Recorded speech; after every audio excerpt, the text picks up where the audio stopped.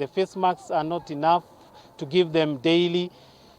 Some come without masks. You find that Milimani has a catchment area of pupils coming from even the slums around, and the Kabati area and Lakeview.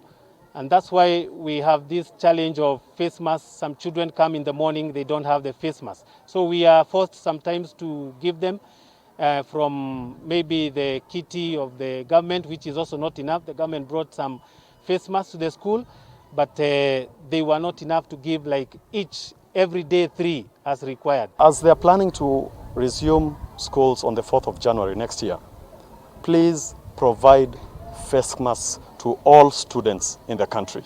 I want to challenge the Ministry of Education, because the government can do much more by ensuring that schools have running water, by ensuring that schools have soaps, and ensuring that the students have washable face masks.